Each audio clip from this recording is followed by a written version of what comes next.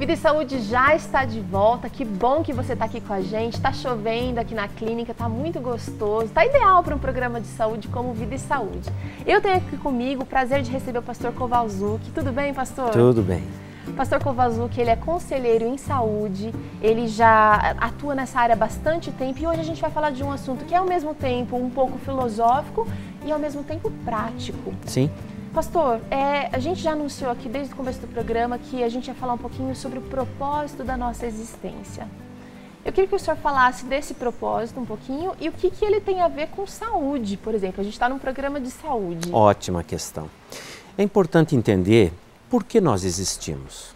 Dentro dessa nossa visão criacionista, entendemos que Deus trouxe a existência à vida, nos trouxe a existência, então nós temos um propósito de existir.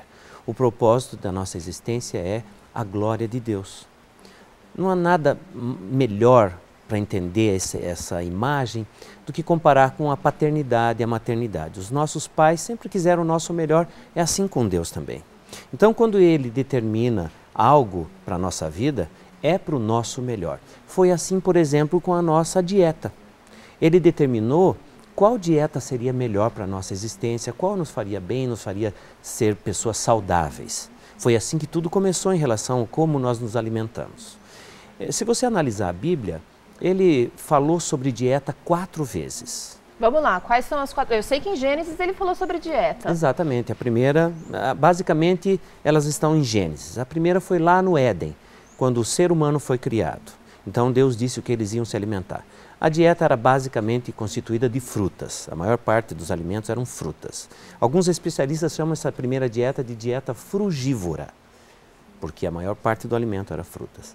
A segunda dieta veio logo após o pecado, quando Deus incluiu nessa dieta, na primeira, os vegetais, as verduras que nós conhecemos. Interessante que mesmo... Quando Adão e Eva saíram do Jardim do Éden. Exatamente, Deus incluiu as verduras. Por que ele fez isso? Porque ele sabia que depois do pecado, o ser humano ia enfraquecer, a natureza humana ia decair. Então agora os vegetais, as verduras fariam parte dessa primeira dieta, comporiam uma segunda dieta. A terceira dieta veio por causa de um outro problema, o problema do dilúvio. A raça humana decaiu muito, Deus resolveu interagir nesse ambiente, mandando o dilúvio, e ele deu instruções. Para Noé ele disse, construa a arca, coloque dentro da arca duas qualidades básicas de animais, os animais limpos e os animais imundos. Muita gente me pergunta, Teru, como é que Noé sabia a diferença entre os animais limpos e os animais imundos? Boa pergunta. Sim, o livro de Levítico foi escrito muito tempo depois. Como é que Noé sabia? Interessante, tem algo a ver com espiritualidade. Noé sabia a diferença do limpo e do imundo pelo culto. Como é que era o culto nos dias de Noé? Era o sacrifício de um cordeiro. Somente animais limpos iam para o altar de sacrifícios. Então ele sabia a diferença aí. Comida e alimentação tem a ver com espiritualidade, você percebe? Então, logo após o dilúvio, Deus disse, agora você vai acrescentar aquela segunda dieta também a carne. Foi só aí que a carne entrou na dieta humana e ela entrou por causa do problema do dilúvio. A ideia de Deus era que quando as consequências que envolviam o dilúvio cessassem, nós voltaríamos... Quando a vegetação tivesse brotado... Exatamente. Quando fosse possível tirar da terra o alimento, voltaríamos para a dieta número 2. Mas isso não aconteceu. As pessoas continuaram se alimentando com a carne. Há uma coisa interessante sobre esse fator alimentação e saúde, é que depois do dilúvio, a longevidade diminuiu drasticamente. Drasticamente. A gente tem antes do dilúvio indivíduos vivendo até 800, 950, anos. como o caso de Noé. E depois do dilúvio cai drasticamente para 600, para 500, 400. Rapidinho, 300. Rapidinho. E quando chega um pouco mais tarde na história do povo de Deus, você vê assim, Davi dizendo, a existência do homem se resume a 70, 80 anos. O resto está enfado. Canseira. Agora, você falou de 3, então, até o dilúvio 3. Qual seria a quarta dieta também veio por uma situação muito particular.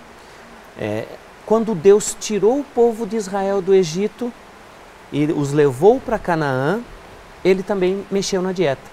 Ele passou a dar ali então o pão do céu, chamado na Bíblia. O pão de Deus, Maná. o chamado maná. Então, durante 40 anos, o povo comeu só maná. Foi uma dieta para uma situação particular, assim como foi a dieta da carne e assim como foi a dieta vegetariana, que também veio por uma situação particular, que foi, no caso, o pecado.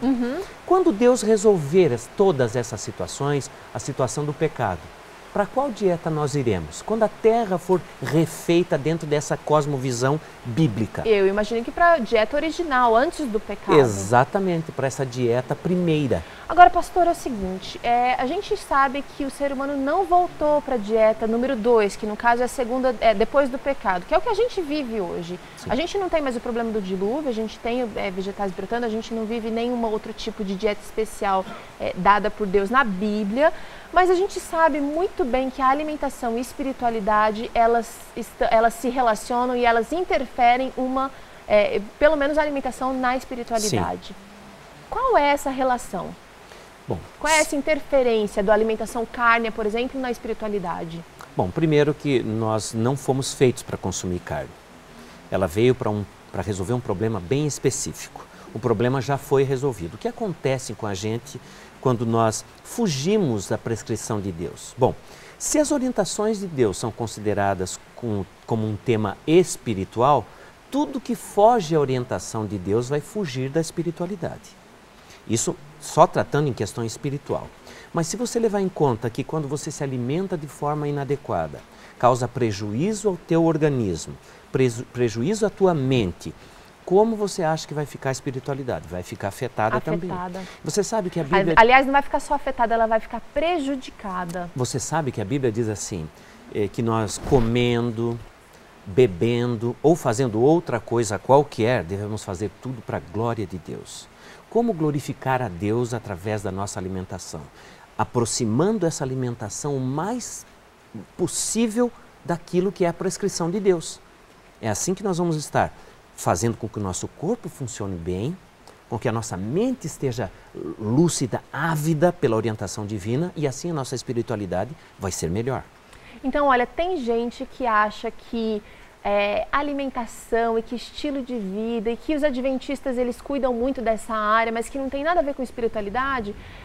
Eu estou percebendo aqui, não é de hoje que eu sei disso, mas que está totalmente ligado, e desde o começo esteve ligado, não é uma coisa assim que de repente a gente descobriu. Sim. Desde o início, então, a alimentação e as orientações de Deus, elas estavam intrinsecamente ligadas com a nossa espiritualidade. Sim, essa é uma cosmovisão, Teru. Então, a maneira como eu vejo de onde eu vim, me diz como eu devo ser agora. Se eu quero me aproximar do padrão divino da existência, eu tenho que ir para a orientação primeira dele, para a orientação de como ele nos criou, por que ele nos criou. Ele nos criou para esse propósito maravilhoso, que é viver bem, ter saúde e com essa vivência boa, família, glorificá-lo. Esse é o projeto dele para a nossa vida, para a vida de todos nós. Quando queremos ter saúde e espiritualidade, devemos nos voltar para as orientações de Deus. Então, pastor, quando eu imagino que você como conselheiro na área da saúde, em saúde, eu imagino que você receba muitas perguntas do tipo, pastor, devo beber Coca-Cola? Não devo. Pastor, posso comer carne? Não posso. Pastor, posso ou não posso? Isso, então, essa pergunta ela é muito mais profunda do que a superficialidade dela. Sim, está além do ato em si de comer ou beber. Está no porquê eu faço isso. Eu costumo responder essa pergunta levando a pessoa a considerar a natureza da alimentação, do motivo da alimentação. Por que nós comemos? Para a nossa nutrição, para nutrir o nosso corpo, para que ele funcione bem. Uma parte do nosso organismo tão importante que são as funções biológicas funcionando adequadamente, a nossa mente e a nossa espiritualidade também vai funcionar adequadamente. A Bíblia faz um paralelo muito interessante entre o que acontece com o nosso físico e o que acontece com a nossa espiritualidade. E a relação é a seguinte: quanto mais eu preservo a minha saúde física, mais preservada será a minha saúde espiritual. Mais eu vou entender o porquê da minha existência. Pastor, eu queria que você desse um recado rápido para o nosso telespectador que está assistindo agora, que percebeu que ele precisa ser um pouquinho mais consciente quanto às escolhas que ele precisa fazer na vida dele. Eu acho que todos nós temos mudanças a serem alcançadas e você vai falar aqui um pouquinho para a gente também durante essa semana sobre a sua experiência, sobre como você conseguiu implementar algumas escolhas que você tinha no seu coração, mas eu sei que não é fácil, mas a gente precisa tomar algumas decisões e precisa fazer escolhas mais conscientes, pensando nos propósitos. O que você tem para dizer para esse nosso telespectador?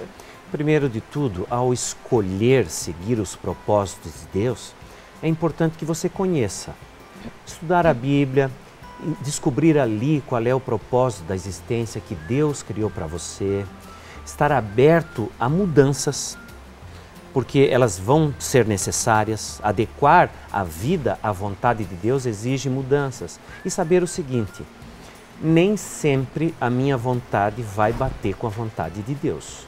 Nem sempre vai ser a mesma. Eu tenho que ter a disposição de sacrificar. Isso vale a pena? Vale a pena porque você vai viver melhor. A escolha de Deus é sempre melhor. Ele é o fabricante, ele sabe como é que funciona. Ele sabe como eu funciono melhor. E outra coisa muito importante, não prometa nada a você. Tome uma decisão. Promessas, eu ouvi alguém dizer uma vez, Teru, foram feitas para serem quebradas. E quando você quebra uma promessa, você se sente mal. Então tome uma decisão. Eu decidi fazer essas mudanças. Se eu vou fazer essas mudanças, em algum momento eu escorreguei, eu vou lembrar da decisão e retomar o caminho. Que bom. Pastor, obrigada de coração por estar aqui com a gente. Eu sei que a sua agenda é super lotada, mas repartir o seu conhecimento com a gente é muito bom. Deus te abençoe. Obrigada. Obrigado a você. Vida e Saúde vai ficando por aqui. Não se esquece, amanhã temos mais, 4h30 da tarde. Eu espero você. Até lá, uma ótima tarde para você. Fique agora com o seu programa.